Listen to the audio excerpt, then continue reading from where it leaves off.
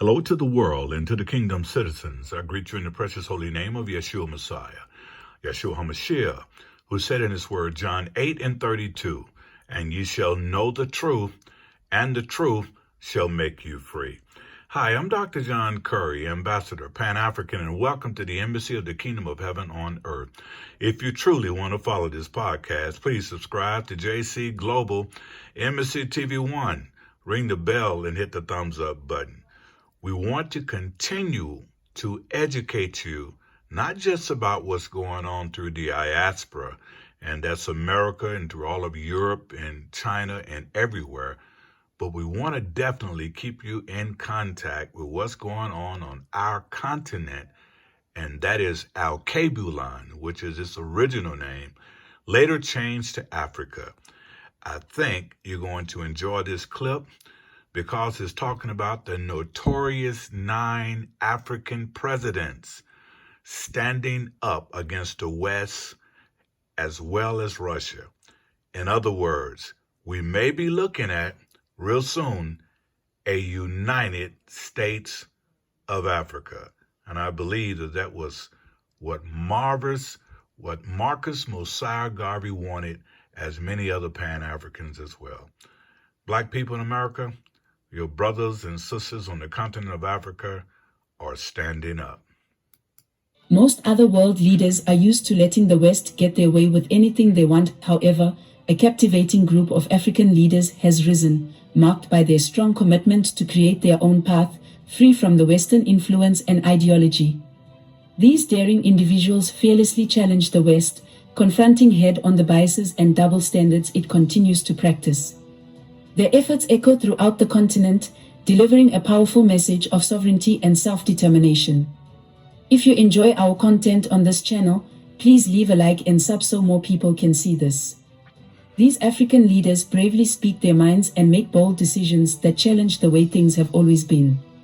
Even though Western countries and their media have a lot of influence, these African leaders are creating their own unique path. They proudly stand up for their values and dreams for their countries, showing they are determined and true to themselves. Their bravery and determination give hope to others and change how people see African leaders worldwide. They work hard and show that African leadership is strong and full of potential, breaking old stereotypes and creating a powerful new image for the continent. Ladies and gentlemen, in today's video, we are diving into the inspiring stories of 9 African leaders who fearlessly take on the West and its media. First, let's talk about President Akufo-Addo from Ghana. He's really strong in his opposition to the LGBTQ agenda being forced on Ghana and Africa. Even though people keep questioning him about it, he sticks to his beliefs and says it's not a priority for the people of Ghana. In a powerful video at a church, he says he will never legalize homosexuality while he's president. He's all about protecting Ghana's culture and values, and he won't let outside pressures change that. He's really committed to keeping Ghana's identity and making sure African nations stay sovereign. There's one simple hearing hack anyone can use to improve their hearing almost overnight. Did you know that hearing impairments have nothing to do with your ears? Now let's talk about Felix Tshisekedi, who is really strong and brave. He stood up against French President Emmanuel Macron and had some powerful things to say. He's from the Democratic Republic of Congo, but what he said represents how many Africans feel. Tshisekedi isn't afraid to challenge France's bossy behavior toward Africa. He wants Europe to change the way they treat Africa. In his speech, he showed the spirit of African leaders who aren't afraid to speak their minds. He asked Europe to treat Africa as equals, not like they're better or know everything. Many African countries feel frustrated because they want a fair partnership, not to be treated like they can't handle things themselves. Tshisekedi's strong and unwavering beliefs are like a call to action for Africa.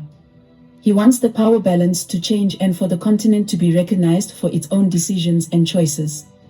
The West sometimes follows international rules when it suits them, but not always for everyone. Naledi Pandor, a top diplomat from South Africa, has noticed this and is tired of the unfair treatment. Panda is brave and doesn't hesitate to speak up, demanding that the West treats everyone equally. She wants a fair and just world where the same rules apply to all nations, no matter how powerful they are. This would create a more balanced and accountable global order. Panda's stance inspires others who also want a world where justice and equality matter for everyone, no exceptions. By challenging the double standards, she's pushing for a more inclusive and fair system that treats all countries with respect and fairness. You know, it's quite interesting how some people conveniently embrace the notion of international rules when it aligns with their interests, but they conveniently disregard them when it doesn't suit them. They certainly don't apply international rules or laws equally in all circumstances. Take, for instance, the situation with Ukraine being invaded. Suddenly sovereignty becomes crucial, but it was never deemed important for Palestine. While Mali's interim president, Colonel Assimi Goïta, may not be as vocal as other African leaders in expressing his discontent with the West, he demonstrates that actions speak louder than words. As the head of Mali's ruling junta, Goïta has taken decisive and practical measures to assert Mali's independence. He has banned the activities of all non-governmental organizations that receive financial or other support from France, including those engaged in humanitarian work. Moreover, Goïta has taken a bold step by removing French media outlets such as France 24 and RFI from Mali, citing biased reporting. In 2022, he also ordered the departure of French troops who had been stationed in the country for nearly a decade, with limited progress in addressing Mali's terrorism challenges.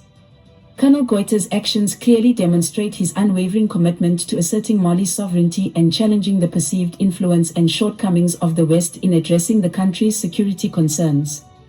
With his pragmatic approach, he embodies the age-old adage that actions speak louder than words, leaving a lasting impact on Mali's relationship with Western powers and reshaping the trajectory of the nation. South African opposition leader Julius Malema consistently champions the sovereign rights of South Africa and other African nations to establish their own alliances, even if they defy Western preferences. Malema fearlessly defends South Africa's decision to align with Russia, despite Western disapproval. In a notable interview with BBC's Sikon Saka, he boldly stated that he would provide weapons to Russia if he were the president. Moreover, Malema fearlessly highlights the double standards of the West by pointing out the calls for the arrest of leaders like Putin in the context of the Ukraine war, while influential figures such as Obama, George Bush, and Tony Blair, who have faced accusations of war crimes, have managed to evade legal consequences. Through his unwavering defense of South Africa's autonomy and his willingness to challenge Western narratives and biases, Malema solidifies his position as a vocal advocate for African nations' right to choose their own allies and pursue an independent foreign policy.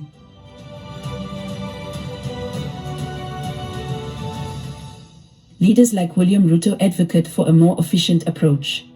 The West's insistence on having all 54 African leaders attend summits has faced extensive criticism for being both demeaning and ineffective. Recognizing the impracticality and trivialization of such gatherings, Ruto proposes that Africa can be represented as a continent by special envoys who engage with Western leaders in a substantive and practical manner. This would allow for meaningful discussions and ensure that conferences go beyond mere photo opportunities. Such an approach respects the autonomy and dignity of African leaders, eliminating the notion of being summoned like children by world leaders. By advocating for a shift in how African engagement is structured, Ruto emphasizes the need for constructive dialogue and a more equitable platform for Africa's voice to be heard and respected on the global stage. As he puts it, if it's not going to be business as usual with these meetings involving Africa and countries like the US, Europe, Turkey, India, Russia, and Japan, it's not intelligent for all 54 of us to sit before one gentleman from another place.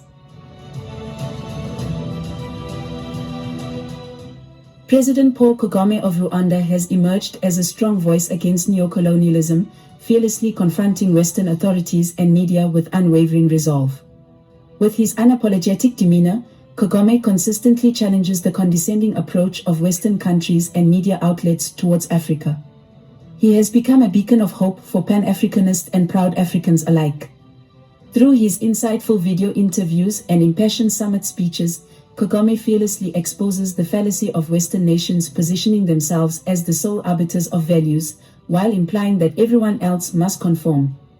His unwavering mission is to rectify the misleading narrative that the West alone embodies values, emphasizing that Africans also possess rich and distinct values that deserve recognition and respect. Kagame's audacious stance not only inspires his fellow Africans but also emboldens a global audience to reconsider preconceived notions of Western superiority and embrace a more inclusive understanding of diverse cultural values.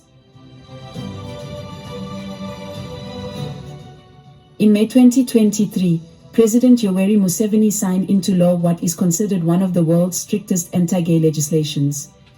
He justified this move as necessary to protect Uganda's deeply ingrained values and traditions, which he believes are incompatible with homosexuality. Despite facing intense criticism and the potential for economic sanctions from Western powers, Museveni remains resolute in his conviction that homosexuality is an anomaly that does not align with Ugandan or African culture. He calls on the West to respect this fact and refrain from imposing what he perceives as an LGBTQ agenda on Africa. According to Museveni, the few cases of homosexuality in Uganda are considered deviations from the norm. They are seen as abnormal and not representative of the normal way of life. Museveni questions why there is an attempt to universalize and establish an abnormality as an alternative way of life. He suggests that if there is an abnormality, it should be treated and isolated rather than spread. Museveni expresses his skepticism towards certain Western groups and their leadership, hinting at a structural problem or a funny situation in those places. He acknowledges that there are still human beings with normal lives in the West, but he finds something wrong with certain groups and their approach.